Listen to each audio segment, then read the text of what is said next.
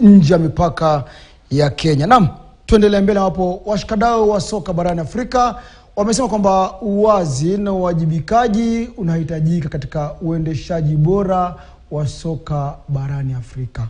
Haya yaliibuka katika hafla ya kandanda barani Afrika iliyowaleta pamoja washikadau kutoka nchi za Afrika pamoja na maafisa wa shirikisho la soka duniani FIFA. You know, whenever you talk to football administrators within the continent or within the region, you'll find that we are struggling with the same issues, year in, year out, or over the last few decades. And you ask yourself, why? Why are we still struggling with building the right infrastructure? Why are we still struggling with getting our players playing at the highest levels? Or why are we struggling with having our leagues and our footballers as much as others are earning across other leagues or across other continents? And it's very simple. It doesn't matter what you invest in, you must professionalize the sport. We must find a way to commercialize it, make sure that that all the stakeholders or in the entire ecosystem benefits from football management. But for that to happen, you need transparency and accountability. You need good governance. Governance is a very important part of building any business or building any institution. Without good governance, then we will not achieve much. Whatever resources that are being put in football must be accounted for. We have got so many issues today, historic issues about corruption cases, about mismanagement of resources. What has been the result of those dossiers that have been published, and it's in the public domain. We also want to ask FIFA, what is your role in terms of developing governance structures within local federations in Africa? The other day, you remember, you saw what happened with the Spanish FA president at the Women's World Cup. One incident and there was immediate reaction, there was very quick action. But in terms of Africa, then is there a different standard that whenever individuals are involved in these acts of impunity, that they always seem to be getting away with it? So we've got governance, I think, is the foundation. Governance is the fundamental issue that we must address. Accountability and transparency, of course, is within that realm of scope of the things that we're discussing here today. So I'm very grateful that Brian and his team with the Africa Football Business Summit has brought us together to discuss some of these issues.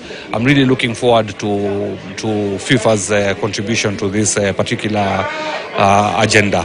So we are very optimistic that we will have very good deliberations. We're very optimistic that we will have very good sort of resolutions from the team here. Finally, before I let you go, how big is this for Kenya? When you look at the football industry, it's about $700 billion industry. What is the share that comes to Africa? It's almost negligible. It's almost nothing. For Kenya, it's even worse. We don't get any meaningful growth within this sector, and it has to change.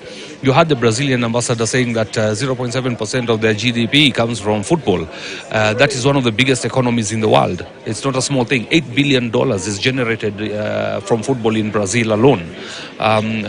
We must be able to at least pick a few things from the people who've done it right. And he said it clearly today. It's about professionalizing it, making sure you have the right people in those positions who will adhere to good governance and who will espouse the ethos that will ensure that we live a better, we lay a good foundation and leave a better future for the next generation. That is what we need in Kenya. Well, I think this is a great innovative platform that was initiated. I think there cannot be a better place than starting it on the continent in Africa. It's a great opportunity to start conversation on a broader scale with football stakeholders, with also other potential stakeholders that could have great impact on the game. So I'm very excited about today.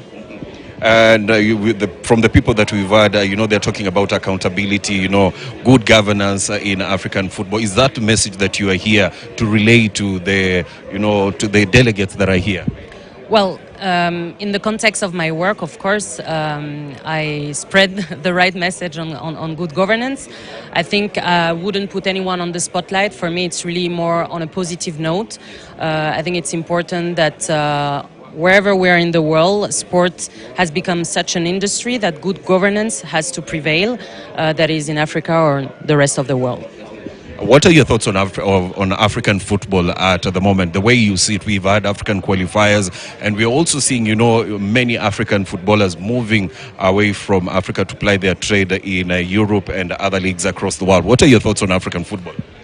Well, I think at FIFA level there is a great willingness to actually develop African football on the African continent. I think that's also the willingness of CAF.